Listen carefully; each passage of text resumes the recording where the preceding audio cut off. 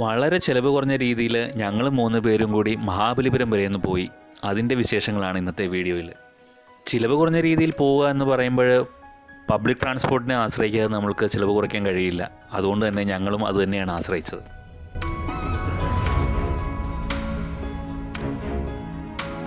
ചെന്നൈയുടെ outer ring റോഡിൽ കൂടിയാണ് പോകുന്നത്. അതുകൊണ്ട് തന്നെ തിരക്ക് വളരെ കുറവും വളരെ വേഗത്തിലും എത്തിച്ചേരാനായിട്ട് സാധിക്കും. ഇത് മഹാബലിപുരത്തിനല്ല, താമ്പരം വരെയാണ് ഈ ബസ്. താമ്പരത്ത് ചെന്നിറങ്ങിയതിന് ശേഷം അവിടുന്ന് വേറെ ബസ്സിൽ വേണം മഹാബലിപുരം പോവാൻ. താമ്പരത്ത് നിന്നും ഏകദേശം ഒരു 1.5 മണിക്കൂറും താമ്പരം എത്തിച്ചേരാൻ ഒരു 1.5 മണിക്കൂറും, ഒരു 3 മണിക്കൂറിനുള്ളിൽ നമുക്ക് ഈ റൂട്ടിൽ മഹാബലിപുരം എത്താനായിട്ട് സാധിക്കും. 2 ടോൾ പ്ലാസകൾ കഴിഞ്ഞ് വേണം നമുക്ക് താമ്പരം എത്താനായിട്ട്. അതിൽ ആദ്യത്തെ ടോൾ പ്ലാസയാണ് ഇത്. മഹാബലിപുരത്ത് ഒരുപാട് പ്രാവശ്യം ഞങ്ങൾ പോയിട്ടുണ്ട്. എങ്കിലും ഇത്തവണത്തെ യാത്ര ഒരു വ്യത്യസ്തമായ യാത്രയാണ്. അതായത് അവിടെ വ്യത്യസ്തമായ ഒരു റിസോർട്ടിൽ ഒരു ദിവസത്തെ റൂം ബുക്ക് ചെയ്ത് അവിടുത്തെ വിശേഷങ്ങൾ കൂടെ പങ്കുവെക്കാം എന്ന് വിചാരിച്ചിട്ടാണ് ഈ യാത്ര. അതുകൊണ്ട് തന്നെ വീഡിയോ സ്കിപ്പ് ചെയ്യാതെ മുഴുവനായി തന്നെ കാണാൻ ശ്രമിക്കുക.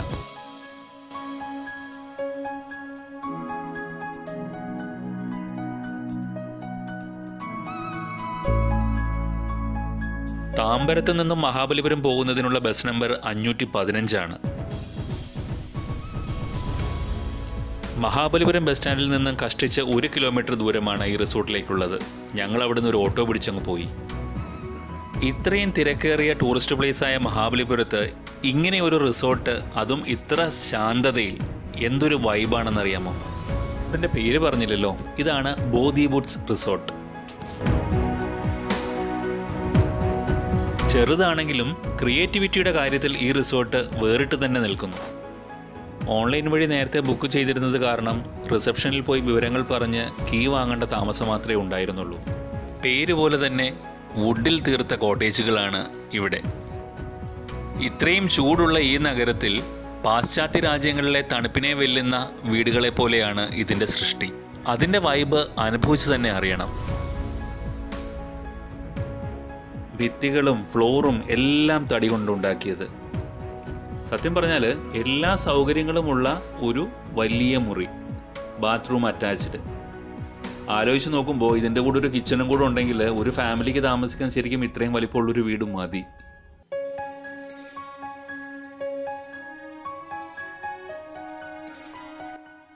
വെള്ളം ചൂടാക്കാനുള്ള ഇലക്ട്രിക് കെറ്റില്, ചായ കാപ്പി ഉണ്ടാക്കാനുള്ള കിറ്റുകൾ, ഇതെല്ലാം അവിടെ സജ്ജീകരിച്ചിട്ടുണ്ടായിരുന്നു. ബാത്റൂമിൽ വെസ്റ്റേൺ ടൈപ്പാണ്. വാഷ് ബേസിന് കുളിക്കാനുള്ള ഏരിയ സെപ്പറേറ്റ് ഗ്ലാസ് കൊണ്ട് മറച്ചിരിക്കുന്നു. Tooth brush, paste, shower cap, shampoo, soap, ഇതെല്ലാം വളരെ ഭംഗിയായി ടവൽ ഉൾപ്പെടെ അലങ്കരിച്ച് വൃത്തിയായി വെച്ചിരിക്കുന്ന ഒരു ബാത്റൂം.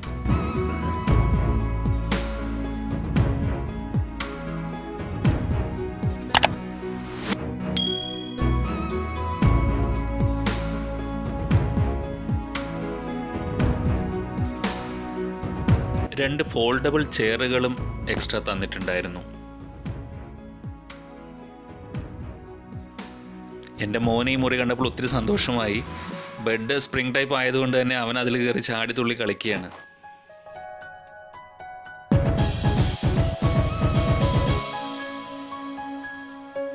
റൂമിൽ തന്നെ ഒരു വുഡൻ ബ്യൂറോ ഉണ്ടായിരുന്നു. അതിൽ ഗോദ്രേജിൻ്റെ ഒരു സേഫ്റ്റി ലോക്കറും. നമ്പർ ലോക്ക് സെറ്റ് ചെയ്തത് ഓപ്പൺ ചെയ്യാനും ക്ലോസ് ചെയ്യാനും ഒക്കെ മോന് വലിയ ഇൻട്രസ്റ്റ് ആയിരുന്നു. റിസോർട്ടിൻ്റെ ചെക്ക് ഇൻ ടൈം എന്ന് പറയുന്നത് ഉച്ചയ്ക്ക് 2 മണിയാണ്. അതുകൊണ്ട് തന്നെ പുറത്തുനിന്നുള്ള ഭക്ഷണം മാക്സിമം അവോയ്ഡ് ചെയ്യാം എന്നുള്ളത് കൊണ്ട് ഉച്ചഭക്ഷണം തയ്യാറാക്കിയാണ് ഞങ്ങൾ എത്തിയത്. അത് കഴിക്കാനുള്ള തയ്യാറെടുപ്പിലാണ്.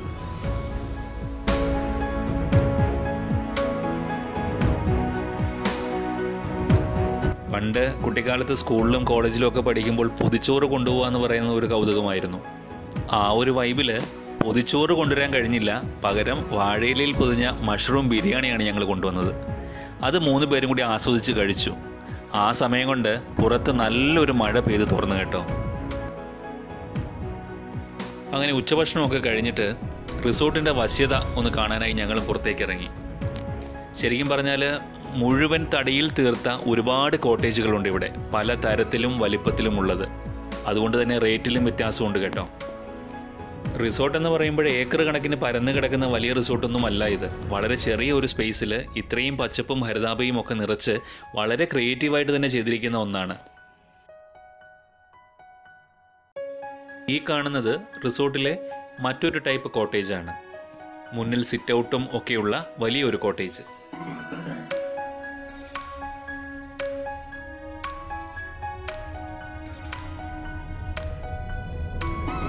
ഈ റിസോർട്ടിൻ്റെ മെയിൻ അട്രാക്ഷൻസ് ഒക്കെ വഴിയെ നമുക്ക് കാണാം.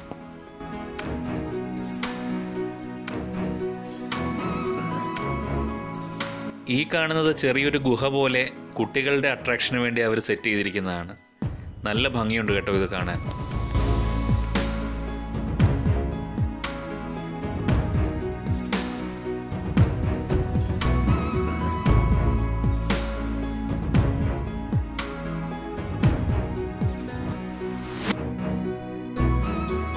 ഇനി നമ്മൾ പോകുന്നത് കുട്ടികൾക്കായിട്ട് സെറ്റ് ചെയ്തിരിക്കുന്ന ഒരു കളിസ്ഥലത്തേക്കാണ്.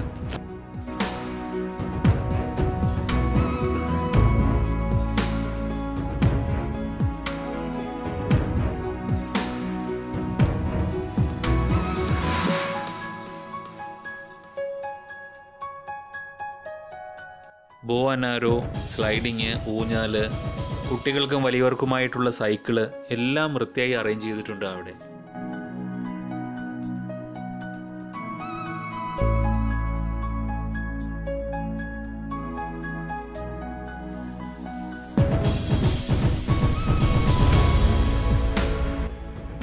ഞങ്ങൾ കൃത്യമായി ചെക്ക് ഇൻ സമയത്ത് തന്നെ വന്നത് കാരണം വലിയൊരു തിരക്ക് ആ സമയത്ത് ഉണ്ടായിരുന്നില്ല. ആളുകൾ ചെക്ക് ഇൻ ചെയ്ത് വരുന്നതേ ഉണ്ടായിരുന്നുള്ളൂ. അതുകൊണ്ട് തന്നെ ആക്ടിവിറ്റീസൊക്കെ വളരെ ഫ്രീ ആയിട്ട് തന്നെ ഉപയോഗിക്കാൻ സാധിച്ചു.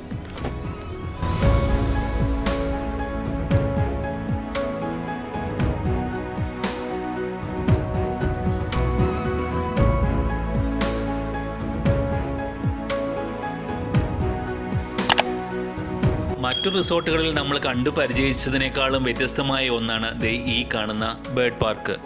പലതരം പക്ഷികളാണ് ഇവിടെ ഉള്ളത്. തത്തകൾ ഉൾപ്പെടെ ഗസ്റ്റുകളോട് വളരെ സൗഹാർദ്ദപരമായി പെരുമാറുന്ന ഒരുപാട് ഇനം പക്ഷികൾ.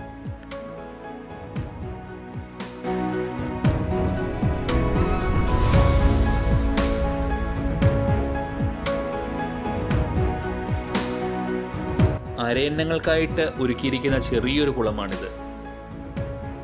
ഈ കാണുന്നത് വേറൊരു തരം സ്റ്റുഡിയോ ഷാലറ്റുകളാണ്, അതായത് വേറൊരു തരം അപ്പാർട്ട്മെൻറ്റ്. ഇതിൻ്റെ എല്ലാം വലിപ്പത്തിലും സൗകര്യത്തിലും ഒക്കെ വ്യത്യാസമുള്ളത് കൊണ്ടാണ് ഈ പറഞ്ഞ റേറ്റിലെ വ്യത്യാസങ്ങളും വന്നിരിക്കുന്നത്.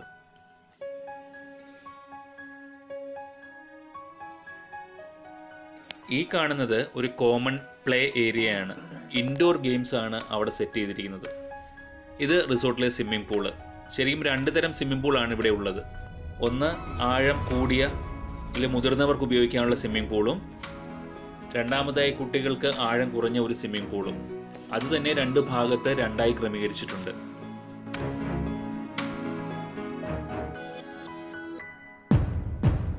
മറ്റ് ഗസ്റ്റുകളുമൊക്കെ വന്നു തുടങ്ങി. എല്ലാവരും ഈ പറഞ്ഞ പോലെ ഭംഗി ആസ്വദിച്ച് പുറത്തേക്ക് ഇറങ്ങിയിരിക്കുകയാണ്. പക്ഷികളുടെ കൂടുകൾക്ക് പുറമെ ലവ് ബേർഡ്സിൻ്റെ ഒരു കൂടും ഇവിടെ സെറ്റ് ചെയ്തിട്ടുണ്ട്.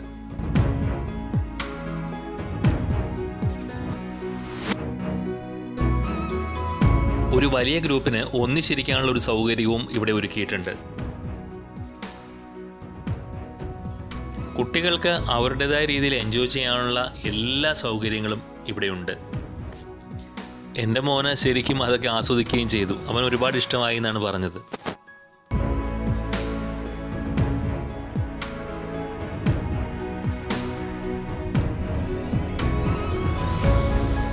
ഈ ഒരു സംഭവം ഇത് ഞാൻ ജീവിതത്തിൽ ഒരുപാട് ആഗ്രഹിച്ചതാണ്. ഇങ്ങനെ രണ്ടുപേരും ഒന്നിച്ചിരുന്ന് സൈക്കിൾ ചവിട്ടുക എന്നുള്ളത്. ഏതായാലും ആ ഒരു ആഗ്രഹവും ഈ ഒരു വരവിൽ സഫലമായി. സിനിമകളിലൊക്കെ ഇത് കണ്ടപ്പോൾ ഇതിൻ്റെ പ്രവർത്തനം എങ്ങനെയാണെന്നൊക്കെ ഒത്തിരി ആലോചിച്ചിട്ടുണ്ട്. പക്ഷേ നേരിട്ട് കണ്ടപ്പം ശരിക്കും പറഞ്ഞാൽ ഒരുപാട് സന്തോഷമായി. അത് ആസ്വദിക്കാനും പറ്റി.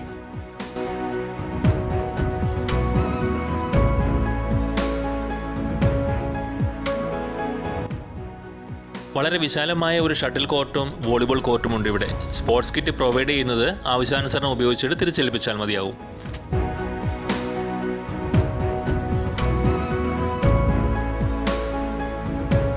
ഇതാണ് ഇവിടുത്തെ പക്ഷിക്കൂട്. ഇപ്പോൾ പല സ്ഥലങ്ങളിലും ഇത് അവൈലബിൾ ആണ് എന്ന് പറഞ്ഞാൽ, നമ്മൾ ടൂറിസ്റ്റ് പ്ലേസുകളിൽ പോകുമ്പോൾ ശരിക്കും എൻട്രി ഫീസ് വെച്ച് നമുക്കിത് ആസ്വദിക്കാനുള്ള സൗകര്യം ഒരുക്കാറുണ്ട്. ഇത് ഈ റിസോർട്ടിൻ്റെ ഭാഗമായി തന്നെ ഇവിടെ ഉള്ളത് കാരണം ആവശ്യത്തിന് സമയമെടുത്ത് പക്ഷികളെ കാണാനും അവയെ ഫീഡ് ചെയ്യാനും ഒക്കെയുള്ളൊരു അവസരം കിട്ടി. അത് ഈ റിസോർട്ടിൻ്റെ ഒരു പ്രത്യേകത കൂടിയായിരുന്നു. പക്ഷിക്കൂട്ടിൽ കയറിയാൽ തീറ്റ നമുക്ക് പ്രൊവൈഡ് ചെയ്യും. അത് കാണിക്കുമ്പോൾ ഇതുപോലെ പക്ഷികൾ നമ്മളുടെ കയ്യിലും തോളത്തും ദേഹത്തും ഒക്കെ വന്നിരുന്നിട്ട് അവ ഈ തീറ്റ ആസ്വദിക്കും. അത് നമ്മൾക്കും ഒരു ആസ്വാദനം തന്നെയാണ്.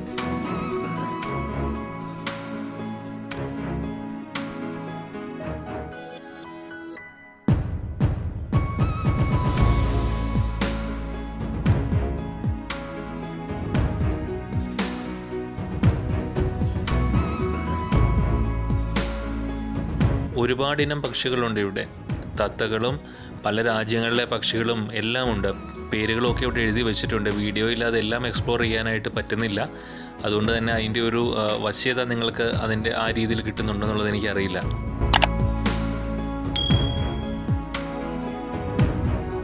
ഈ ശബ്ദം ഒന്ന് ശ്രദ്ധിച്ചാൽ കൂട്ടത്തിലെ ഒരു മിടുക്കൻ തത്ത ഗുഡ് മോർണിംഗ് എന്നും ഹൗ ആർ യു എന്നും ചോദിക്കുന്നത് നിങ്ങൾക്ക് കേൾക്കാം.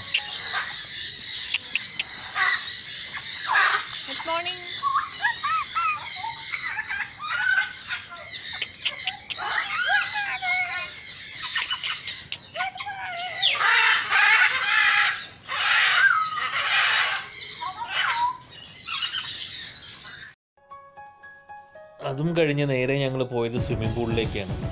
അപ്പം ഓൾറെഡി കുട്ടികൾ മുതിർന്നവരുമൊക്കെ ആയിട്ട് ഗസ്റ്റുകൾ സ്വിമ്മിംഗ് പൂളിൽ ഇറങ്ങി തുടങ്ങിയിരുന്നു. ഇത് അവിടുത്തെ ചെറിയ സ്വിമ്മിംഗ് പൂളാണ്, കുട്ടികൾക്കുള്ളതും. തൊട്ടിപ്പുറത്ത് കുറച്ച് വലുതും. അപ്പുറത്ത് മാറി വലിയൊരു സ്വിമ്മിംഗ് പൂളുണ്ട്. ശരിക്കും അതിലാരും പോകുന്നത് കണ്ടില്ല, അതുകൊണ്ട് ഞങ്ങളും അതിലേക്ക് പോയില്ല. സ്വിമ്മിംഗ് പൂളിലെ കുളിയെല്ലാം കഴിഞ്ഞ് നേരെ റൂമിൽ പോയെന്ന് ഫ്രഷ് ആയതിന് ശേഷം ബോധിവുഡ് റിസോർട്ടിൻ്റെ രാത്രിയുടെ ഒരു ഭംഗി, ലൈറ്റിങ്ങിൽ അതെങ്ങനെയാണ് എന്നുള്ളതൊന്ന് കാണാനായിട്ട് പുറത്തേക്ക് ഇറങ്ങിയതാണ്. ശരിക്കും ഒരു മഴ അന്നേരവും പെയ്ത് തോർന്നിരുന്നു. അന്തരീക്ഷത്തിൽ ആ ഒരു മൂടൽമഞ്ഞും ലൈറ്റിങ്ങും എല്ലാം കൂടി ഒരു നല്ലൊരു അന്തരീക്ഷമായിരുന്നു.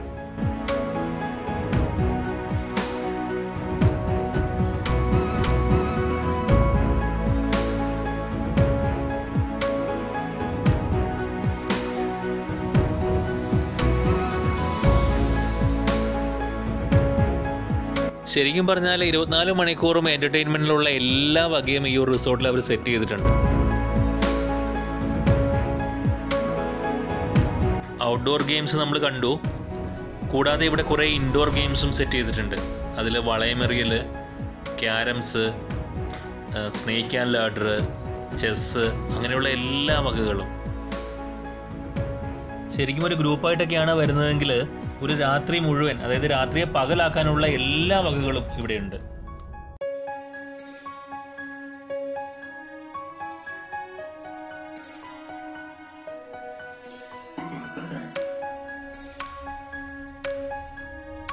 ഇവിടെ തന്നെ റിസോർട്ടിൻ്റെ ഭാഗമായി നല്ലൊരു റെസ്റ്റോറൻറ്റും ഉണ്ട് കേട്ടോ.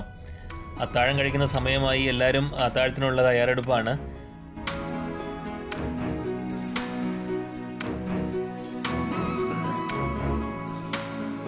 ഈ ഒരു പാക്കേജിൽ കോംപ്ലിമെൻ്ററി ബ്രേക്ക്ഫാസ്റ്റ് മാത്രമാണുള്ളത്. ബാക്കി 2 നേരത്തെ ഫുഡും ചാർജബിൾ ആണ്.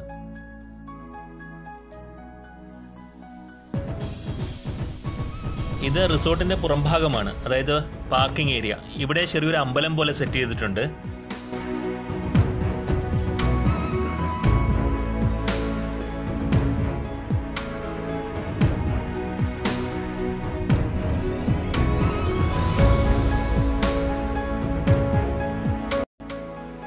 രാവിലെ വലിയ തിരക്കാകുന്നതിന് മുമ്പ് ഒരു വട്ടം കൂടി സ്വിമ്മിംഗ് പൂളിലൊക്കെ ഇറങ്ങി.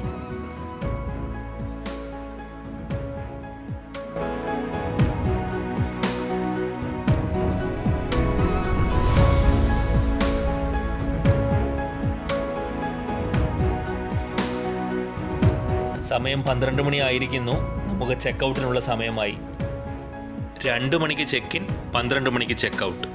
അതാണ് ഈ റിസോർട്ടിൻ്റെ സമയം.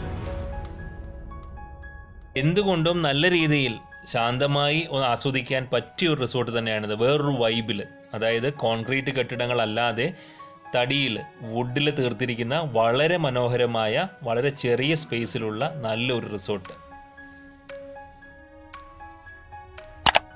നല്ലൊരു ദിവസം, നല്ലൊരു 24 മണിക്കൂർ ആസ്വദിച്ചതിന് ശേഷം തിരിച്ച് വീട്ടിലേക്ക് പോവുകയാണ്. ഈ ഒരു വീഡിയോ നിങ്ങൾക്ക് എല്ലാവർക്കും ഇഷ്ടപ്പെട്ടു എന്ന് വിചാരിക്കുന്നു.